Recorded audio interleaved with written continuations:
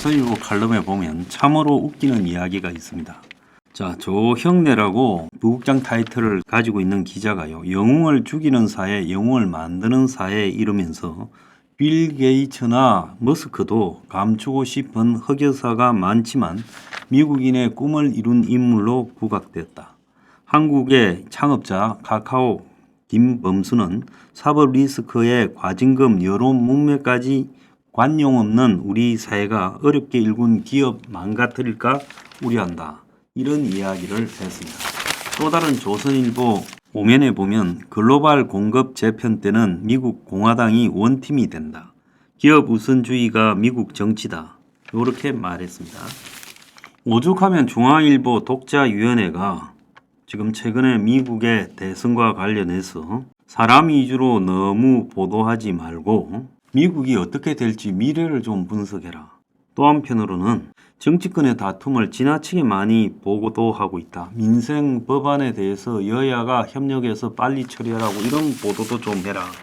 이런 이야기가 있었습니다. 중앙일보는 오늘요, 일면에 유튜브 찌라시가 기업을 흔든다. 이런 이야기까지 하고 있어요.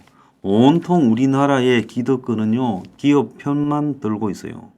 그러면서 지금까지 해온 이야기가 뭡니까? 신자유주의에 기반한 경제 성장, 낙수 효과, 기업 우선 이런 것들을 한국의 기득권이 다 같이 외치지 않았어요? 좌파 우파 정권이든 좌파 우파 국회의원이든 다 그렇게 말했죠.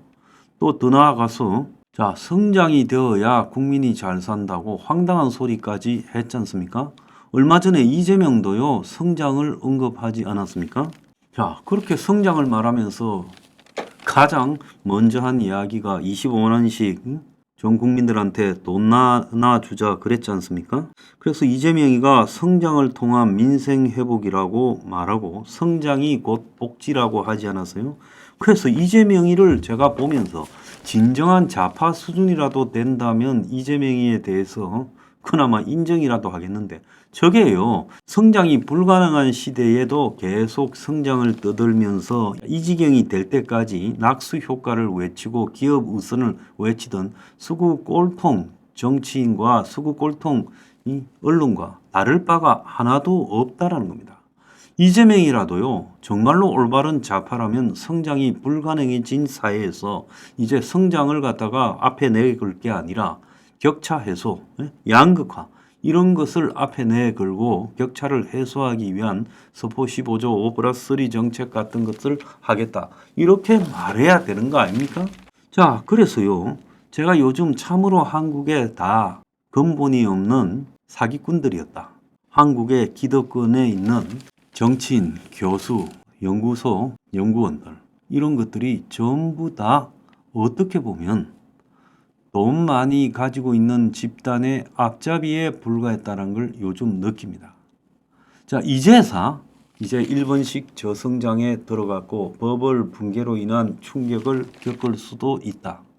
자, 그렇게 이야기하면서 성장이 이제 한계에 왔다. 더 이상 성장하기는 어려울 것 같고 내년도 어렵고 내후년은 더 어려울 것 같아. 이런 이야기들을 일제히 하고 있어요. 그래서 내가 사람이면 좀 체면이 있어야지 이렇게 뻔뻔해도 되는가 하는 이야기를 하고 싶어요. 왜 그런가 하니 적어도 이 사회의 기득권이면 많이 배운 사람 아닙니까? 최고 학력을 가지고 있고 해외 유학도 가지고 있고 경제학을 전공한 사람들이고 이런 정도의 사람들 그리고 또 무슨 한국은행이나 정부의 재정기획원이나 정부의 기재부나 또 금융위원회, 금융감독원 거기에 종사하는 수장이나 그 공무원들 최고 엘리트로 꼽히고 있는 사람들 아니에요? 자, 미국 유학 갔다 오고 행시 통과하고 이래가지고 한국에서 제일 똑똑한 사람들이다. 그 사람들이 가지고 있는 자부심은 이루 말할 수 없어요. 또 한국의 주요 메이저 언론에 다니는 그 기자들도 그 자부심이 말할 수 없어요. 그런데 자기 생각은 없었다는 게 나타난 거 아닙니까? 남들이 하는 기득권에 유리한 이야기들을 앵무새처럼 떠들었고 서울대 경제학과 교수도 그렇고 연대 고대도 다 마찬가지고 KDI도 마찬가지고 한국경제원도 마찬가지고 전부 다 똑같은 이야기를 앵무새처럼 떠들었잖아요. 한국은 수출로 살아야 된다. 자, 수출이 좀 어려울 때는 매수를 키워야 된다. 성장이 되어야 밑에 서민들도 살 수 있다. 그래서 성장 우선으로 가야 되고 성장 우선이 되려면 기업 우선이 돼야 된다. 기업 우선이 되려면 기업에 감세를 해주고 기업의 규제를 완화해 줘야 된다. 아니 카카오만큼 규제를 안 받고 지금까지 온 게 어디 있어요? 저기서 생산하는 게 뭐가 있어요? 필요도 없는 일에 중간에 플랫폼을 만들어 가지고 뜯어먹고 있는 게 카카오 아닙니까? 그런데 카카오 욕하지 마라. 미국의 머스크를 언급하고 빌 게이츠를 언급해요. 머스크하고 빌 게이츠 때문에 미국 경제가 망한 거예요. 어떻게 보면요. 자, 오늘 조선일보가요. 미국의 기업 우선에 민주당 공화당이 따로 없다. 전부 기업 우선이 되었다. 자, 그래서 그렇게 기업 우선 국가를 운영한 미국이 어떻게 됐어요? 기업이라는 것은 돈을 많이 버는 곳입니다. 돈 많은 자에 대해서 일방적으로 유리하게 경제를 맞춰주면요. 돈 많은 자가 그때부터 깨를 부리고 쉽게 돈을 벌 생각을 하지 돈 많은 자들이 국민이나 국가를 위해서 돈을 버는 게 아니에요. 그래서 기업과 국가는요. 공과 사적 영역으로 명백하게 서로 갈라져 있고 견제와 균형이 있어야 되는 거죠.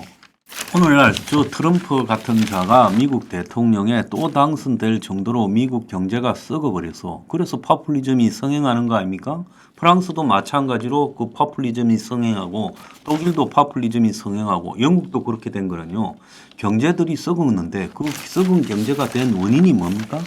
정경유착을 통해서 신자유주의를 해가지고 그야말로 기업에 대해서 저거 마음대로 하도록 봐준 결과 기업이 이익 극대화를 추구하고 최소한의 지켜야 될 규범을 넘어서 버리면서 오늘날 미국에요. 제조업이 사라지고 그야말로 없어도 될 투기꾼들이 기업을 장악하면서 미국이 젓가락이 된 거 아닙니까? 이게 뭔 혁신이에요?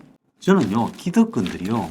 좀 이 지경에 이르렀으면 이 지경에 이르는 과정에서 한국의 저성장과 정경유착 그리고 경제에 대한 무지 이런 것들이 오늘날 한국의 일본식 저성장 그야말로 금융위기까지 도래하게 된 데에서 책임이 있는 거예요. 그러면 주둥아리를 다물고요.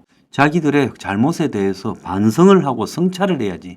자, 이제는 저성장 시대가 되었다고 뻔뻔하게 떠들고 있어요. 3개월 전만 해도 그런 소리 하는 사람 거의 없더니만 이제는요. 저성장 언급하는 게 아주 패션이 됐어요. 교수도 정부도요. 언론도. 그러면서도 이 와중에 또 말은요. 엄청나게 썩은 기업인들 편들고 자빠졌어요. 기업이 종교입니까? 기업인들만 양심적이에요? 웃기는 소리 좀 하지 말라는 거예요.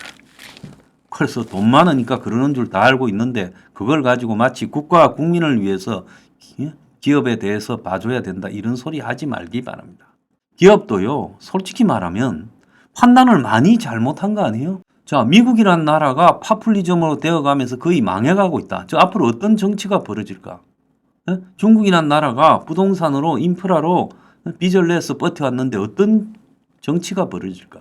유럽이 저렇게 지금 제로 성장을 해온 지가 오래됐는데 앞으로 유럽이 어떻게 될까? 이런 데 대해서는 하루 앞도 분석하지 않고 중국으로 몰려가고 미국으로 몰려가고 그렇게 한 결과가 이런 상황을 낳은 거 아닙니까? 기업도 책임이 크지요. 그래서 기득권이요. 저거가 저지른 똥을 치우려고 생각하지 않고 전부 똥밭이다 이야기만 하고 있습니다.